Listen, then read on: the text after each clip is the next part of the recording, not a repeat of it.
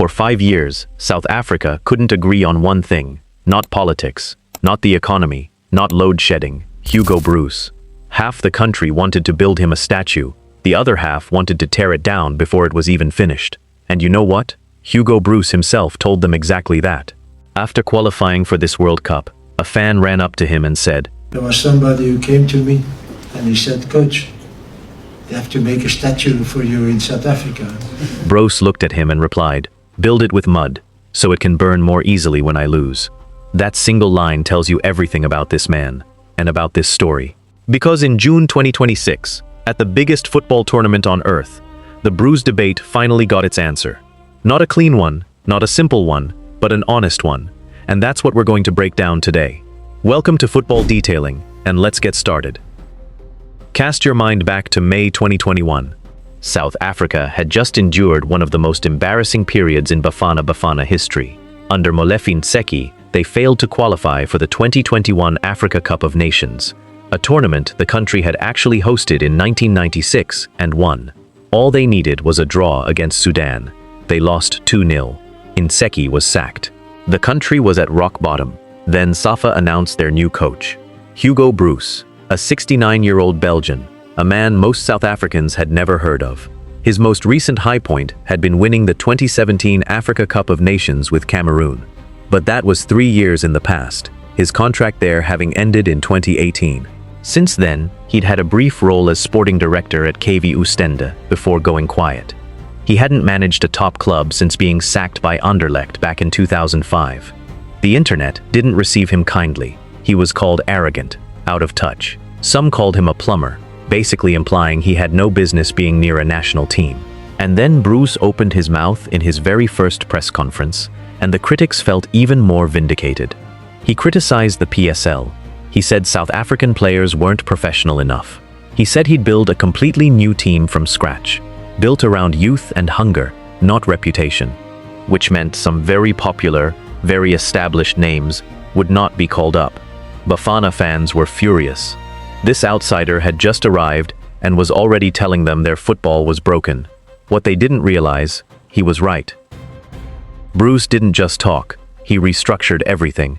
His first major decision was to largely move away from the old guard and build around youth. He leaned heavily on Mamelodi Sundowns players because they were the most battle-hardened in CAF competitions and surrounded them with young talent from Orlando Pirates and beyond. Players like Ronwen Williams, Teboho Mokoena, Oswin Apollos, Relebohile Mofokeng, Thapelo Maseko, Mbekezeli Mbokazi. Many of them were teenagers or early 20s when Broos first called them up. Many of them were unknown to the broader public. He was also ruthless with standards. Players who didn't buy into his culture dropped. Players who put club moves ahead of national duty called out publicly. When 20-year-old Mbokazi signed with Chicago Fire without informing the national team camp, Broos didn't mince words. He was furious, and he made it known. So much so that a complaint was filed against him with the South African Human Rights Commission over how he phrased his frustration. Another wave of calls for his head.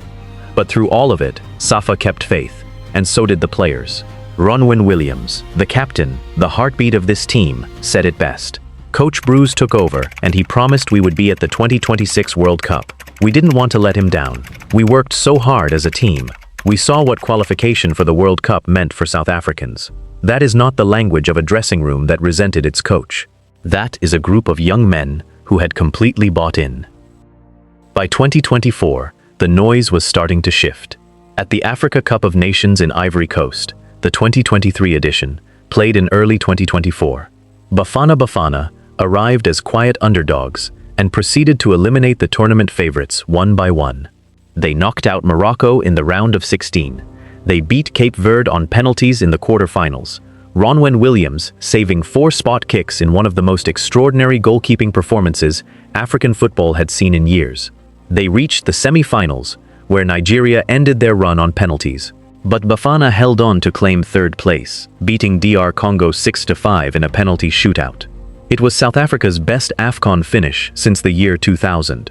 A generation of South Africans had never seen their national team on an AFCON podium. And then came the World Cup qualifier.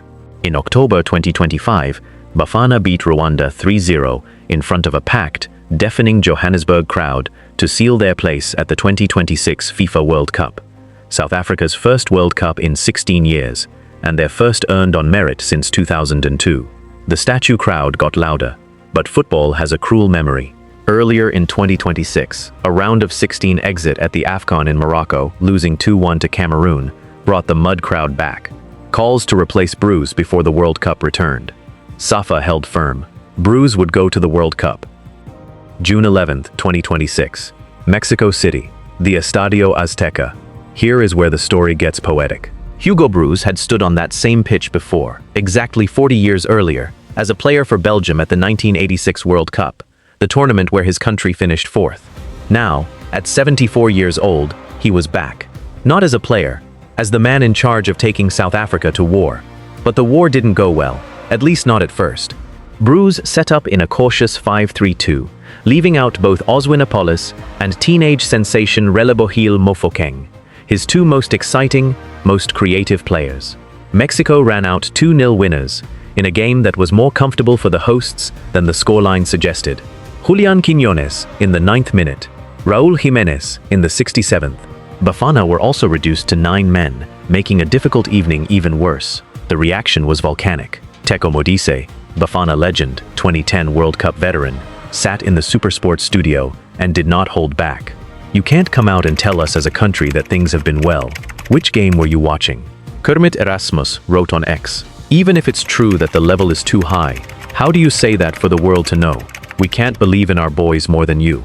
Luvuyo Memela pointed to other African teams, Cape Verde holding Spain to a draw, and asked why Bafana were playing not to lose, instead of playing to win. And Broos, he walked into the press conference and said, I have been a coach for nearly 40 years. I know that being criticized is part of the job. I never listen to the trash from social media. The mud crowd sharpened their tools. But then came June 18th, Atlanta, Mercedes-Benz Stadium. Bafana faced Czechia in what was effectively a must-not-lose match. And Broos, to his credit, adjusted. He swallowed his pride. He admitted the system against Mexico hadn't worked. He rebuilt. The game was tense and physical. South Africa went behind early to a Michal Sadilek goal. The mud crowd was practically celebrating. Then, in the 83rd minute, Teboho Mokoena stepped up and coolly converted a penalty. 1-1. A precious point. Bafana were alive. And then came June 25, Monterrey. The night that changed everything.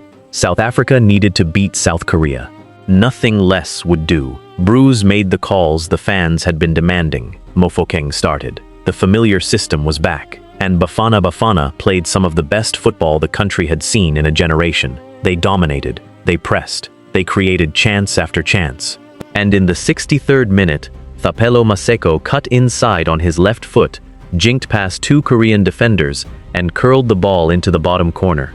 It was Bafana's first non-penalty World Cup goal since 2010. The bench erupted. Broos, stoic, experienced, unbreakable Broos, let it all go.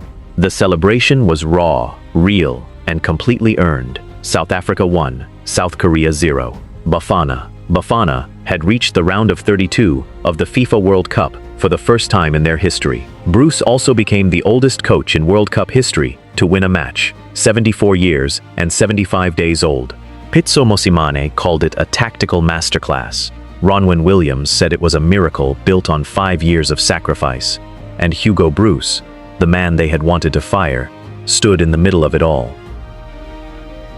June 28, 2026. SoFi Stadium, Los Angeles, South Africa versus Canada. The round of 32, another first in Bafana history just by being there. Canada were the co-hosts. They had Alphonso Davies back from injury, Jonathan David, Steven Eustachio, one of the most complete midfielders in the tournament. But Bafana didn't flinch. They matched Canada for long stretches. They played football that was pleasing on the eye. Oswin Apollos went close in the 62nd minute. The game went deep into the second half, 0-0, with extra time beginning to feel inevitable. Then the 95th minute happened. Eustachio received the ball 25 yards out. He shaped up, he struck it, and it flew low, hard, and utterly unstoppable into the bottom corner of Ronwen Williams' net. 1-0 Canada, full time.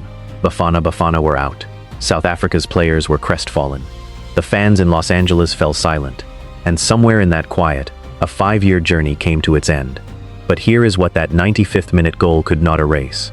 Bafana Bafana reached the round of 32 of a FIFA World Cup for the first time ever. They beat Asian giant South Korea in a group stage decider they had to win. They lost to a World Cup co-host in a tight competitive match, to a wonder goal in stoppage time. Not because they were outclassed, but because football is ruthless. And Hugo Broos? His contract is up. He is 74. He has confirmed he is retiring after the World Cup. This was the last chapter. So, sack him or keep him? Here is the honest answer, and it's not the one that fits a clean headline. You cannot undo what has already been built. You cannot argue with a third-place AFCON finish, back-to-back tournament qualifications, a historic World Cup knockout appearance, and a generation of young South African footballers who now genuinely believe they belong on the world stage. The criticism was real. The Mexico performance was poor. The AFCON exit in Morocco hurt. There were moments, plenty of them, where Broos stayed stubborn too long, or chose the wrong system, or said the wrong thing in front of a camera. He is not a flawless coach. He never claimed to be. But here is what Hugo Broos did in South Africa. He walked into a broken house, stripped it to the foundations, and rebuilt something that could actually last. Relebohile Mofokeng is 19. Mbekezeli Mbokazi is 20. Ime Okon is 22. Thapelo Maseko, Oswin Apolis, Valente Mbatha. This generation is just beginning. And they were shaped, challenged, and hardened by a stubborn Belgian who didn't care what Twitter thought of him. The debate divided South Africa for 5 years, but the World Cup answered it. Hugo Broos didn't just keep his job, he earned his legacy. Build the statue. This time, use stone. If you made it to the end, drop a comment below. Was Broos a success or a failure for South Africa? Let's talk about it. And if you're not subscribed yet, hit that button now. We've got more African World Cup stories coming. See you in the next one.